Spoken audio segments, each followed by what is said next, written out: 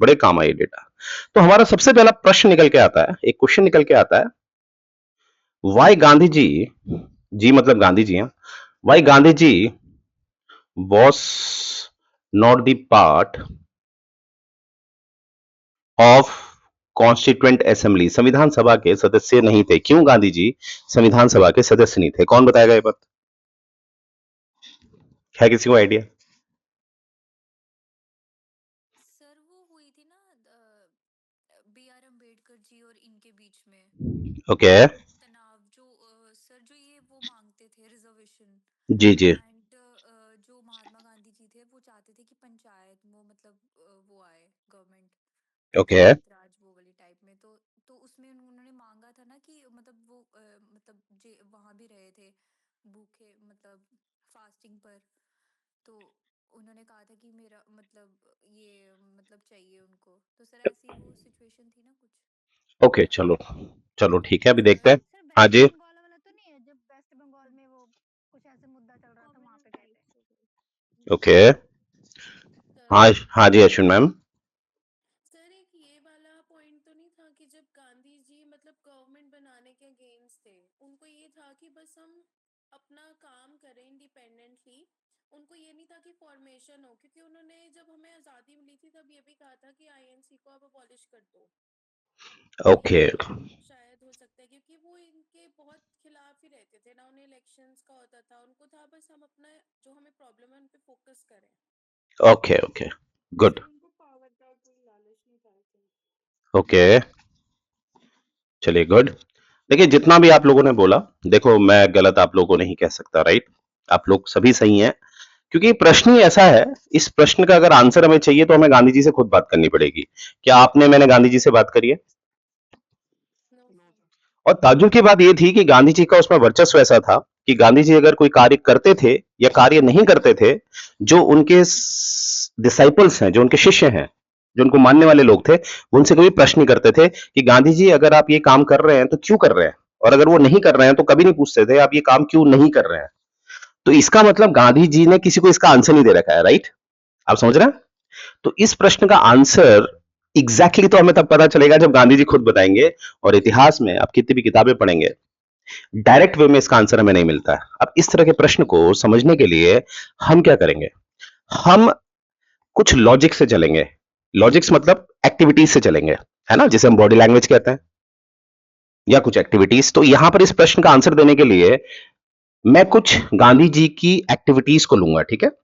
और एक्टिविटीज को मैं तीन में डिवाइड कर रहा हूं, और आप कॉपी पेन प्लीज रखिएगा, ये आपके नोट्स में नहीं होता है, ठीक है?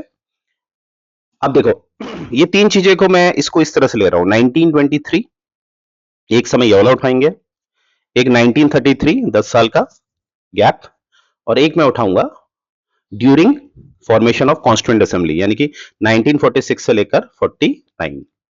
तो ये तीन जो समय मैंने लिया है, इसमें गांधी जी ने कुछ किया है, ठीक है? क्या कहा मैंने? ये जो तीन आपको मैंने समय दिखाया है, इसमें गांधी जी ने कुछ किया है। तो 1923 में अगर आप देखेंगे ध्यान से, तो एक आज के समय में पूना जो डिस्ट्रिक्ट है ना, महाराष्ट्र की एक डिस्ट्रिक्ट है, कौन सी? पूना। एक जगह है औंध। कौन सी जगह है? AUNDH, औंध। 1923 में औंध का एक लोकल लेवल का संविधान बनाने का प्रयास किया गया। अब संविधान में क्यों कह रहा हूं? क्योंकि वहां की सरकार कैसे चलेगी, वहां की गवर्नमेंट कैसे चलेगी, उससे संबंधित नियम बनाए गए। और you won't believe, Gandhi ji उसमें शामिल थे, क्योंकि कभी नहीं भूलना है, गांधी जी खुद एक वकील थे। कभी नहीं भूलना है, ही वॉज बैरिस्टर, यस और नो? सर एक बार दोबारा रिपीट कर दोगे? मैंने बोला एक औंध एक जगह है, और 1923 में औंध का एक कॉन्स्टिट्यूशन बनाया गया। क्या बनाया गया? कॉन्स्टिट्यूशन। कॉन्स्टिट्यूशन। यानी कि वहां पर कैसे शासन प्रशासन होगा, उसको नियम के तहत बांधा जा रहा था, नियम बनाए जा रहे थे उससे रिलेटेड। और यू वोंट बिलीव, यहां पर गांधी जी ड्राफ्टिंग में शामिल थे। गांधी जी किस में शामिल थे? ड्राफ्टिंग में। और ड्राफ्टिंग में शामिल थे, और इवन ड्राफ्टिंग में वो काफी अच्छे लेवल पे लीड भी कर रहे थे, मतलब अपने विचारों को रख रहे थे। तो यहां पर मुझे दिखेगा गांधी जी ने जो हमारा औंध का संविधान बाहर निकल के आया, औंध का संविधान बाहर निकल के आया, तो यहां पर सबसे ज्यादा जो महत्व, जो प्रायोरिटी दी गई थी, वो दी गई थी डिसेंट्रलाइजेशन ऑफ पावर को। शक्तियों का विकेंद्रीकरण को सबसे ज्यादा महत्व दिया गया था, डिसेंट्रलाइजेशन ऑफ पावर। दूसरा महत्व दिया गया था, किसका महत्व दिया गया था कि एक तो मैंने बता दिया डिसेंट्रलाइजेशन ऑफ पावर, और इन्होंने प्योरली ये करा था, प्योरली इन्होंने क्या किया था, बॉटम अप अप्रोच रखी थी। उस संविधान में क्या रखी थी, बॉटम से अप अप्रोच। यानी कि गांव स्तर से कोई भी राय मशुरा जाएगा और ऊपर तब जाके उसमें कानून बनाया जाएगा। तो यहां पर दो बातें याद रखनी है। औंध का जब संविधान बनाया गांधी जी ने, तो दो बातें बड़ी इंपॉर्टेंट थी जो हमें दिखी। सबसे पहला तो हमें क्या दिखा कि डिसेंट्रलाइजेशन ऑफ पावर दिखा, और दूसरी अप्रोच हमें क्या दिखी, बॉटम अप अप्रोच।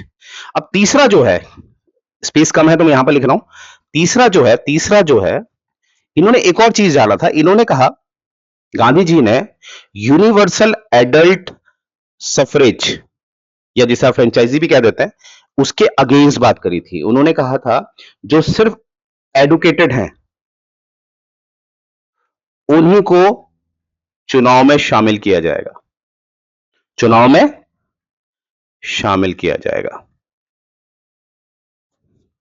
तो तीसरा एक और पॉइंट याद रखना, उन्होंने कहीं ना कहीं कहा था चुनाव में सिर्फ उन्हीं को शामिल किया जाएगा जो लोग पढ़े लिखे हैं। एक बेसिक एजुकेशन क्राइटेरिया सेट किया था, यानी कि अनपढ़ आदमी चुनाव में ना भाग ले सकता है, ठीक है, ना मतदाता बन सकता है, ना उम्मीदवार बन सकता है। इस तरह से हमें ये 3 पॉइंट मैंने आपको बता दिए हैं।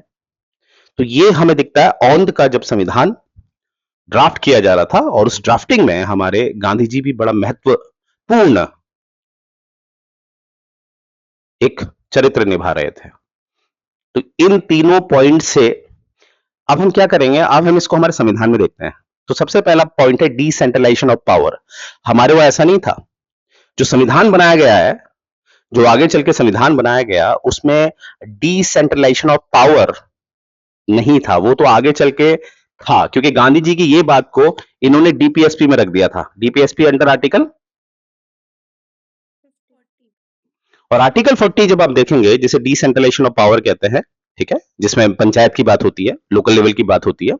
अब देखो, आप ये तो जानते हैं डीपीएसपी क्या है। अगर डीपीएसपी को थोड़ा सा मैं आलोचनात्मक वे में देखूं, तो डीपीएसपी राज्य को किसी भी तरह से, स्टेट को किसी भी तरह से काबू में नहीं रखता है। स्टेट का जब मन करेगा तब वो इससे संबंधित नियमों को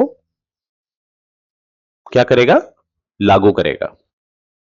यस सुन लो, इसीलिए हम कहते हैं डीपीएसपी के लिए कि ये नॉन जस्टिसिएबल है। क्या है, तो देखो, गांधी जी की जो मेन विचारधारा जो हमें औंध के संविधान से दिखती है, उसको जो रियल में हमारा संविधान बना, उसको कहां रखा, पार्ट 4 में, यानी कि फॉर्मेलिटी। तो यहां से हमें विचारधारा अलग अलग दिख रही, नहीं दिख रही? यहां तक पकड़ पाए मेरी बात? अब दूसरा देखो, दूसरा हमने देखा बॉटम अप अप्रोच। और आप ध्यान से देखना है, इवन जैसे हमारा संविधान लागू किया गया तो प्लानिंग कमीशन लाया गया। क्या लाया गया? और प्लानिंग कमीशन को लाने वाले कौन थे? जवाहरलाल। जवाहरलाल नेहरू। और प्लानिंग कमीशन क्या था? Top to bottom. क्या था? Top to bottom. और गांधी जी क्या चाहते थे? बॉटम से। और आप जानते हैं प्लानिंग कमीशन बहुत लंबा चला भैया, बहुत लंबा, 2017 तक चला। मानते हैं ना ये बात? अब नेक्स्ट देखो, universal adult franchise. B R Ambedkar ji ने साफ कहा था हम यूनिवर्सल एडल्ट फ्रेंचाइजे लेंगे।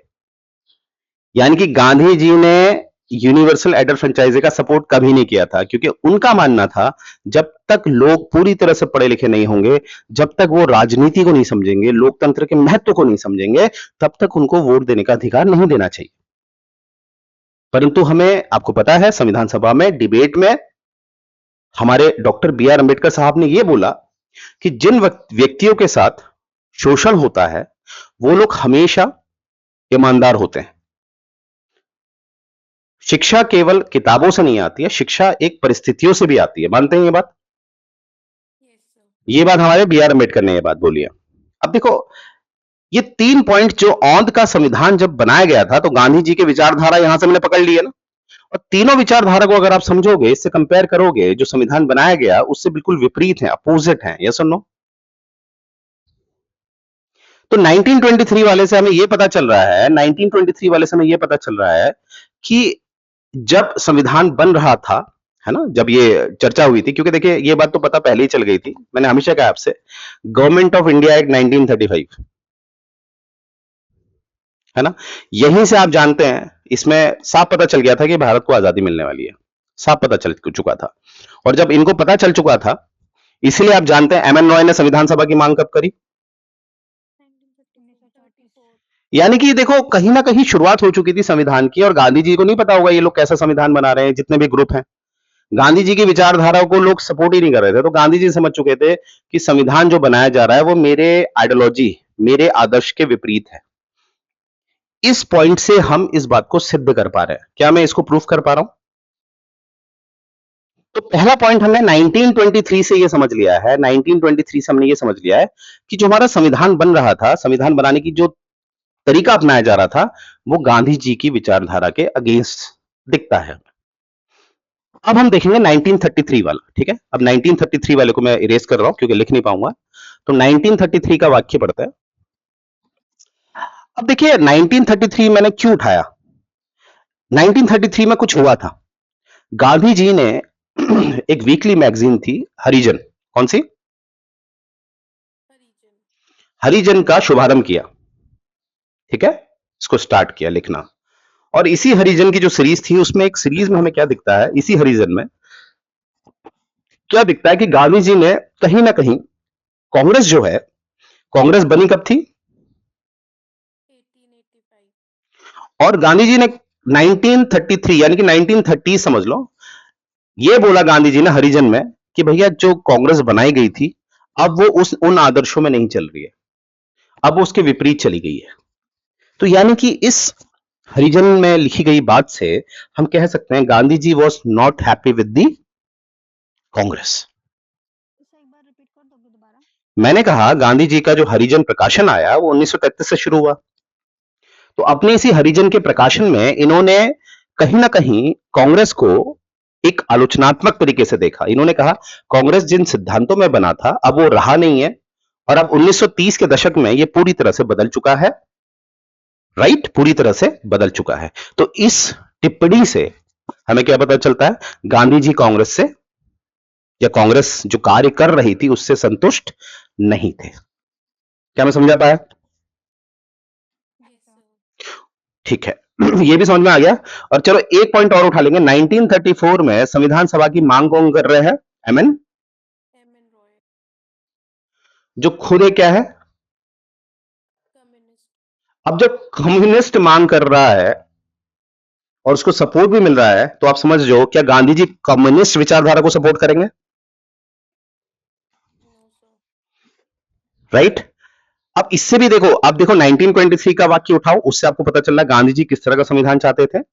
1933 का पॉइंट उठाओ, वहां से आपको पता चलेगा वो कांग्रेस के साथ है या कांग्रेस के अगेंस्ट आपको दिखाई दे रहा है। अगेंस्ट। और याद रखना उस समय के जो लोग होते थे या आज भी जो पढ़े लिखे लोग होते हैं ना, जो पढ़े लिखे, जो सच में पढ़े लिखे हैं, मैं डिग्री होल्डर की बात नहीं कर रहा हूं, मैं टॉपर की बात नहीं कर रहा हूं, जो सच में पढ़े लिखे हैं, ठीक है, जो सच में, उन लोगों की मैं बात कर रहा हूं। और याद रखना उनसे कभी भी आप मिलेंगे ना, वो आपके विचारों से मतभेद रख सकते हैं, आपसे कभी नहीं रखेंगे, आपकी किसी बात से वो इत्तेफाक नहीं रखेंगे, पर वो आपसे पर्सनल दुश्मनी कभी नहीं निकालेंगे। यस और नो? तो वैसा ही उस समय था कि अगर गांधी जी, मैंने कहा कांग्रेस के अगेंस्ट हैं, तो इसका मतलब ये नहीं है कि जवाहरलाल नेहरू पर्सनली वो लोग बिल्कुल दुश्मन थे।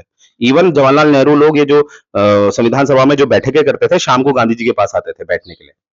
ये बात क्लियर है? वही वो पूछने वाली थी, फिर आपने क्लियर कर दिया कि पर्सनली कोई दुश्मनी नहीं थी।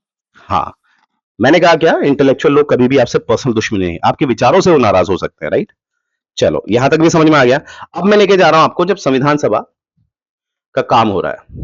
अब मुझे एक बात बताओ, ये तो आपको पता है बी आर अम्बेडकर और गांधी जी के बीच क्लैश था, यस सर। ठीक है, इसका जीता जागता उदाहरण है पूना पैक्ट में भी आपने देखा था क्या हुआ था। पूना पैक्ट कब हुआ था ये?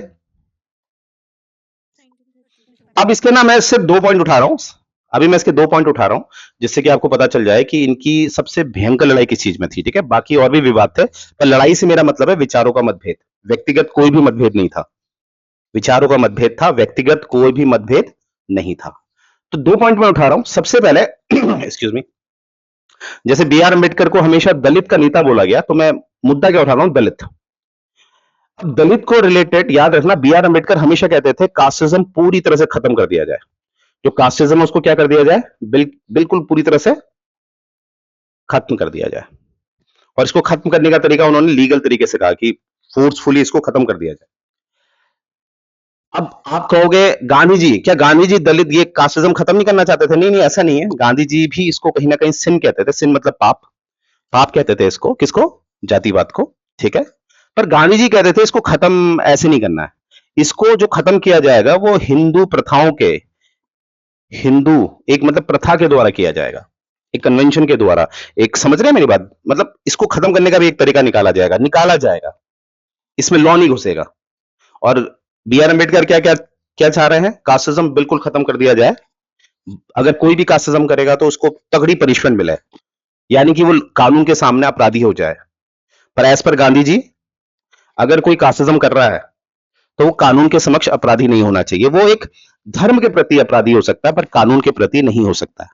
अब मैं यहां पर ये नहीं कह रहा कौन सही है, ठीक है, हम उस पर चर्चा कुछ नहीं करेंगे, कौन सही है कौन गलत है, बस मैं ये बता रहा हूं विचारों का मतभेद। ये सुनो, यहां तक क्लियर हो गया। Yes sir. और दूसरा जो है इनका, पहला तो हमने देखा दलित को लेकर मैंने बताया, दूसरा जो है पॉइंट इसमें, और मैं चाहूंगा लिखते रहना, दूसरा जो इनका मतभेद था वो था, अंबेडकर साहब कहते थे कि अब जब शुरुआत हो रही है तो हमें कहीं ना कहीं जो दलित वर्ग है उनको कहीं ना कहीं सेपरेट इलेक्टोरेट मिलना चाहिए। क्या मिलना चाहिए? ये मांग इन्होंने अपनी, जो आपने सुना ही होगा राउंड टेबल कॉन्फ्रेंसेस, उसमें भी उठाई है कि, है ना, for Dalits, for SC STs separate electorate होना चाहिए। और इसी बात से नाखुश हो गए थे गांधी जी, आपको पता ही है, और इसी को लेके एक पूना पैक्ट हुआ था। मानते हैं ना ये बात? Yes sir. क्लियर है? यहां तक समझ में आ रहा है आप लोग को? सभी को क्लियर है यहां तक? Yes sir. ठीक है, अब देखो, अरे एक सेकेंड, अब यहां तक अगर आपको क्लियर है तो आपने क्या देखा, अब आपको मैंने ये भी समझा दिया गांधी जी वर्सेस अंबेडकर साहब।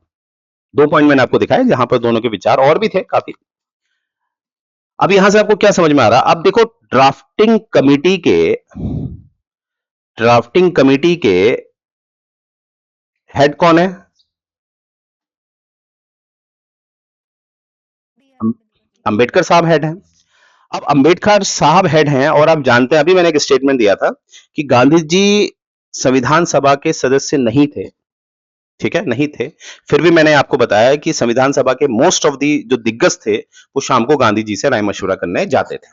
यानी कि उस आधार पे हमें यह पता चलता है कि अंबेडकर को कहीं ना कहीं, जो अंबेडकर ड्राफ्टिंग कमेटी में ड्राफ्टिंग कर रहे थे और अपने विचार को भी दे रहे थे, जैसे उन्होंने, अंबेडकर ने क्या दे दिया, यूनिवर्सल एडल्ट, क्या दे दिया, यूनिवर्सल एडल्ट सफरेज। अब इसको कहीं ना कहीं क्रिटिसाइज करने वाले भी होंगे, संविधान सभा के कुछ सदस्य मानते हैं। वो सदस्य कौन होंगे? जो गांधी जी को मानते हैं। यस और नो? तो उनमें से सबसे पहला नाम है टी प्रकाशन। ये नाम अच्छी तरह याद कर लेना, मीन्स में डाल देना, टी प्रकाशन। टी प्रकाशन ने क्या बोला है, क्या, यार देखो क्या बात बोली इन्होंने, इन्होंने बोला किसके अगेंस्ट थे, किसके विरुद्ध में थे? ये गांधी जी के समर्थन में थे, तो ऑब्वियसली किसके विपक्ष में जाएंगे? B are Ambedkar ji. अम्बेडकर जी। यहां पर क्या है, टी प्रकाशन क्या कह रहे हैं कि जो drafting committee had not the mind of